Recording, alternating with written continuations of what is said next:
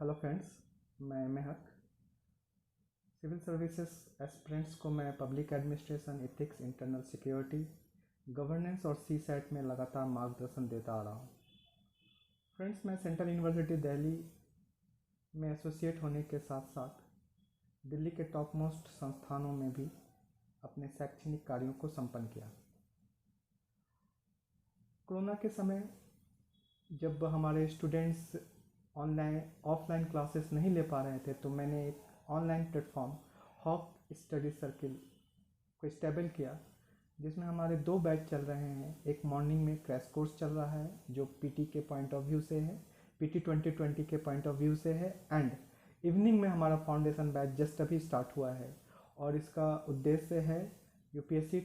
2021 and उसके बाद के प्रिपरेशन के पर्पज़ से। फ्रेंड्स, आज मैं आपके साथ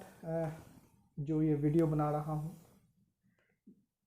ये मुहर्रम की घटना को लेकर के है। जैसे ही आप मुहर्रम के बारे में सुनते हैं तो आपके मन मस्तिष्क में 2 चीज़ें दिखती हैं। एक तो अखाड़ा यानी जुलूस, और दूसरा ताजिया। जब कोई भी लोग अखाड़े या ताजिया को देखते हैं जिसमें कि बड़े संख्या में लोग सम्मिलित होते हैं, तो उन्हें लगता है कि ये क्या ऐसी घटना हुई, ये किसका विरोध कर रहे हैं, ये तलवार या लाठी के साथ कहाँ जा रहे हैं। तो इस सारे चीज़ों को मैं आज विस्तार से आपके साथ डिस्कस करूँगा और ये वीडियो आप ज़्यादा से ज़्यादा लोगों के साथ शेयर करें ताकि सही इवेंट्स की जानकारी आपको मालूम हो सके। फ्रेंड्स, जैसा कि आप जानते हैं कि इस्लाम धर्म के प्रणेता प्रोफेट मोहम्मद सल्लल्लाहु अलैहि वसल्लम हैं और उन्होंने एक तार्किकता के आधार पर धर्म की स्थापना की। प्रोफेट मोहम्मद के बाद इस धर्म को आगे बढ़ाने के लिए खलीफा नियुक्त होने लगे। खलीफा इस्लाम धर्म के प्रणेता, इस्लाम धर्म के आप कह सकते हैं कि राजनीतिक, धार्मिक, आर्थिक लीडर होंगे, नेतृत्वकर्ता होंगे। जब भी खलीफा का चयन होता तो उसमें एक डेमोक्रेटिक प्रक्रिया को अपनाई जाती सीमित रूप से, और इस डेमोक्रेटिक प्रक्रिया के अंतर्गत पहले खलीफा हज़रत अबू बकर हुए एंड 4th खलीफा हज़रत अली हुए। हज़रत अली प्रोफेट मोहम्मद के दामाद थे, इसलिए अगर ये वंशानुगत होता तो फर्स्ट हज़रत अली हो जाते, लेकिन एक नियम, एक चयन प्रक्रिया के तहत उनका 4th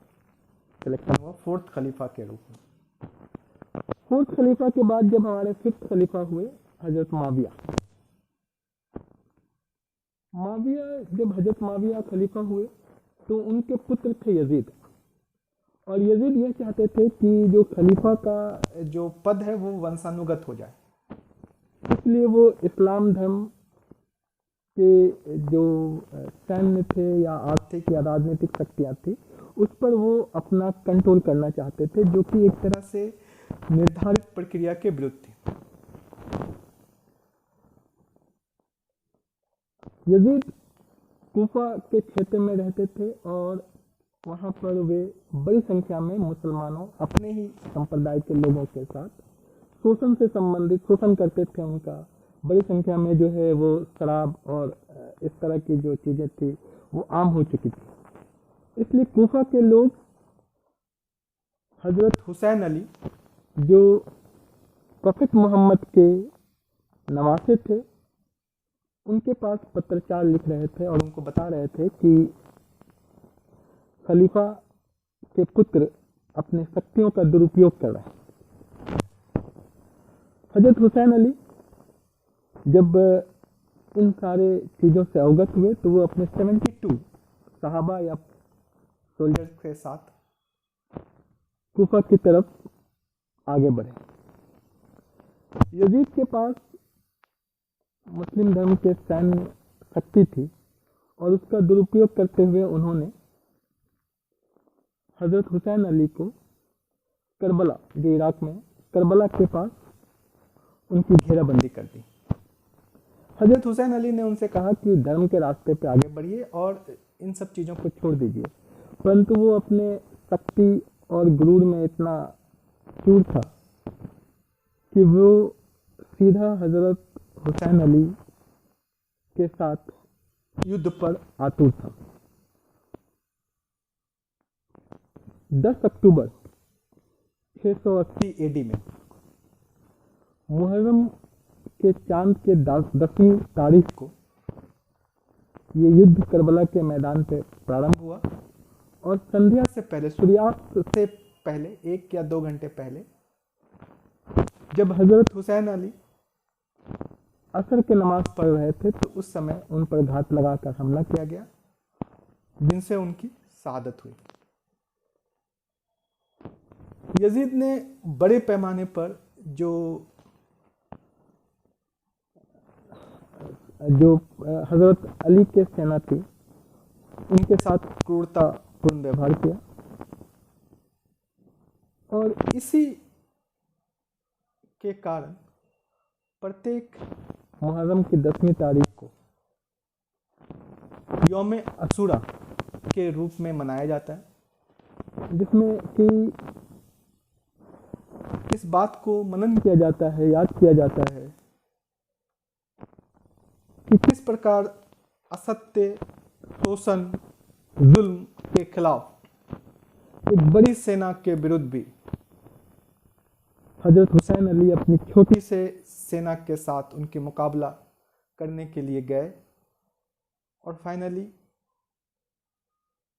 और अंततः जो है उन्हें शहीद कर दिया गया। इसीलिए इस अवसर पर यानी कि 9वीं तारीख जब युद्ध प्रारंभ हुआ और 10वीं को जब चीज़ें हुई तो इसके आधार पर लोग अखाड़े के शक्ल में, जुलूस के शक्ल में लाठी हथियार से अपने कर्तव्यों को दिखाते हैं और उनका मेन पर्पस ये होता है कि हमें असत्य के खिलाफ हमेशा एकजुट होना है और उनके साथ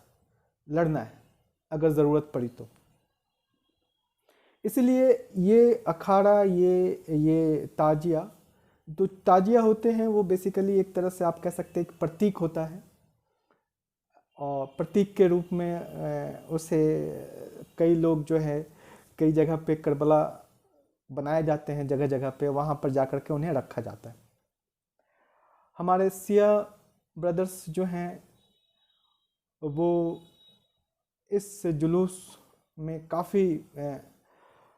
जोश के साथ, या आप कह सकते हैं कि काफ़ी मरमाहत होती है उनकी, और वो कई बार अपने ऊपर भी वो एक तरह से प्रहार करते हैं और कई बार आपने देखा होगा कि वो उनके ब्लड भी निकलते हैं। सुन्नी संप्रदाय के लोग इस समय जो है 9वीं या 10वीं के दिन फास्टिंग रखते हैं, रोज़ा रखते हैं। तो ये जो घटना है, इस बात को आप समझिए कि ये जो जुलूस या अखाड़ा के शक्ल में जो होता है वो किसी धर्म के विरुद्ध नहीं है, किसी भी संप्रदाय के विरुद्ध नहीं है, क्योंकि जो करबला में युद्ध हुआ वो युद्ध किसी अलग धर्म के लोगों के साथ नहीं हुआ, किसी अन्य संप्रदाय के साथ नहीं हुआ, बल्कि दोनों तरफ मुस्लिम लोग थे, जिसमें से एक तरफ के लोग जो थे वो शोषण और जुल्म के तरफ थे और दूसरे तरफ जो है हज़रत हुसैन अली जो है वो सत्यता के लिए और मानवता के लिए, लोगों को सही राह दिखाने के लिए आगे बढ़ रहे थे। तो ये चीज़ों को जानना बहुत ज़रूरी है और मैंने इस पर काफ़ी अध्ययन किया और फिर मैं इसको जितना सरलता से आपको समझाना चाहता हूँ उतना मैंने प्रयास किया। इसमें बहुत सारी और भी घटनाएं हैं, बहुत सारे लोग थे इसमें जिनके बारे में मैं उल्लेख नहीं कर पाया, क्योंकि मैं ये चाह रहा था कि हमारे कम्युनिटी के भी लोग और बाकी कम्युनिटी के भी लोग इस बात को समझें कि ये जो अखाड़ा या जुलूस या जो मातम लोग कई बार मनाते हैं वो किसी दूसरे धर्म या संप्रदाय के से आहत होकर नहीं मनाते, बल्कि अपने ही धर्म, अपने ही लोगों के द्वारा जो जुल्म किया गया और उस जुल्म के खिलाफ जो एक लड़ाई लड़ी गई करबला के मैदान में, उसके आधार पर इसे आगे बढ़ाते हैं। तो धन्यवाद, आप इसे समझने का प्रयास किए और मैंने भी अपनी टूटी फूटी नॉलेज के साथ इसे समझाने का आपको प्रयास किया। थैंक यू एंड जय हिंद।